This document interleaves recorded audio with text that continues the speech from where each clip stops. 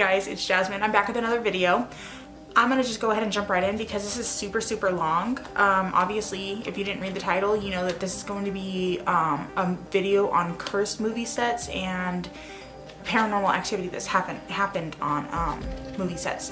So if you look, this is how thick my note cards are, which are actually kind of thick. So I'm gonna go ahead and just jump right in.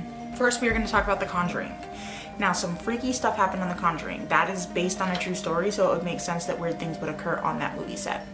Once the original set was built, the original family that everything happened to was invited to explore the set, and when they did, with no other wind blowing, trees, bushes, anything, a gust of wind kind of engulfed the family, and they left pretty close after that.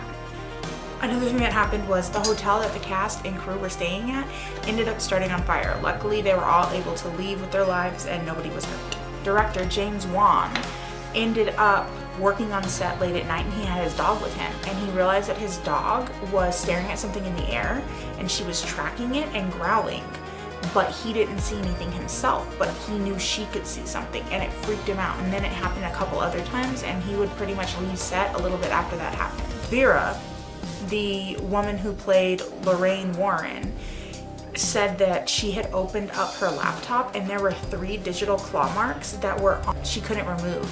And then on the very last day of filming, she ended up finding 3 claw marks on her leg.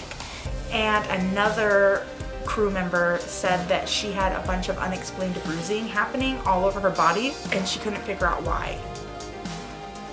The next movie is going to be the Amityville Horror, and again, this is based on a true crime movie. Just a real quick recap of what happened. The DeFeo family ended up getting murdered by their son, and later someone moved in there, and then they started claiming that they were having all of these haunting things happen to them, and then they made a movie about that. Just so you kind of have a general idea what's going on in that movie, so that when I tell you about this, it makes a little bit of sense. So before the movie even began filming, a body of a fisherman ended up washing up on shore right where the set was built, and that just kind of gave everybody an eerie feeling to begin with. So in the remake of the Amityville Horror, Ryan Reynolds, Deadpool, he played George Lutz, and he said that the whole time that he was filming, he was waking up at 3:15 every single morning. And the weird thing about that is the character in the movie wakes up at 3:15 in the morning, and the reason he wakes up at 3:15 in the morning is because that's when the original murders of the DeFeo family happened. So the actor who played George Lutz in the original 1979 movie, he didn't want to play he didn't want to take the role. He thought that it was just a fake story, he wasn't interested in it, and he ended up reading the book, and he got to an especially scary part of the book, and he ended up falling over and had what I think sounds like a panic attack, and for some reason that creepy thing happening to him made him want to film a movie. So like, if that happened to me, it would be another reason why I didn't want to film a movie. But like, you know, to each his own. So the next movie is going to be on Annabelle and about the cursed doll that Ed and Lorraine Warren once again dealt with. So according to the director of Annabelle, John R. Leonetti, there were at least 2 different paranormal cases that happened on set. So they were prepping the apartment to shoot one of the scenes, and there was a window and it was covered in dust, and they went back to the scene and there were 3 fingerprints that were across the window in the dust, and they think that's creepy because the demon that's in the movie has 3 fingers, or you know, the 3 claw marks that represent a demon. So the second weird thing that happened on set is the one day that they had the demon in full makeup, the guy who was playing the janitor ended up walking into the room that was supposed to represent the hallway, and a giant light fixture fell on him. And the scariest part is that's the exact spot that he was supposed to be killed in the movie. The next movie we're going to be talking about is The Exorcism of Emily Rose, and I was originally going to do a video on this, but to be honest, the audio scared the hell out of me, and I couldn't listen to it, and I didn't want to do research on it. I don't know why, it just gave me this sick feeling in my stomach, and I couldn't make that video. I really wanted to, but I just couldn't. So this kind of really freaks me out.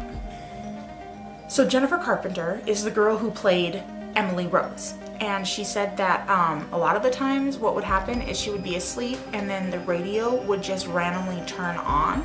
She would get up and she would turn it off and it would turn back on. But this one time it turned on really, really loud and it started playing Pearl Jam's song Alive, but it only played the one part that said, "I'm still alive," which I think is just so creepy. Especially if it was on a radio station, why was it only playing that? Just, "I'm still alive." Yeah, I guess you are. Laura, who played Erin Berner, said that her only issue was that her TV would always turn on and off, which isn't as creepy as "I'm still alive," I guess. So this one isn't necessarily creepy, but I thought it was an interesting one, so I went ahead and added it to it. So this is actually the movie behind the candelabra. And this is a movie on Liberace's life. So Matt Damon and Michael Douglas were the two people that had experiences on that movie set. They would both feel his spirit at the same time, and then they would just ask each other, like, "Did you feel that?" And they both agreed, "Yeah, I did." And so they think that Liberace's spirit was just kind of on set, giving them a little oorah, if that makes sense. They could constantly feel cold, damp air hitting them, and when they did, it smelled of really strong men's cologne. One time Michael Douglas was filming a scene where he was playing the piano and he felt someone touch his shoulder, but no one was there. Prop lights would always flicker, and one time a piece of equipment that was anchored down came crashing down. Now that part I feel like wasn't Liberace. The next movie we're going to talk about is The Wizard of Oz. And I love this movie. I don't know about you guys, but I always want to watch Wizard of Oz during Christmas time. And I don't know if maybe there's some sort of like childhood memory that's connected to me watching The Wizard of Oz during Christmas time, but I just feel like it's a Christmas movie, even though it has nothing to do with Christmas. So I have no idea what that's about, but I do. I always want to watch it during Christmas. I also always want to watch Harry Potter around Christmas too. No clue why. So the first weird thing that happened was Buddy Ebsen, who was going to play the original Tin Man, was actually hospitalized because he was allergic, because he had an allergic reaction to the aluminum powder that they put on him, and he was hospitalized for it and almost died. There was a freak accident involving Margaret Hamilton, who played the Wicked Witch of the West.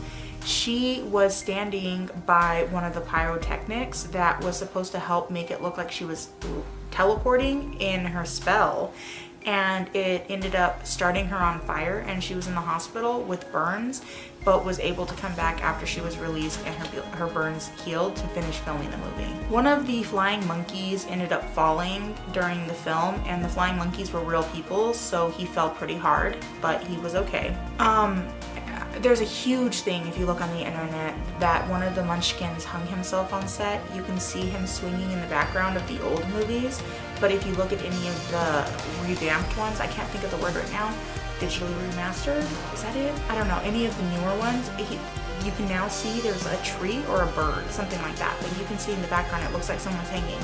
So even if he's not in the actual background, he did commit suicide while working on the movie. Clara Blandick, who played Auntie M, and Judy Garland, who played Dorothy, both committed suicide after the film was over. Frank Morgan, who played the wizard, ended up dying of a heart attack shortly after the filming of the movie.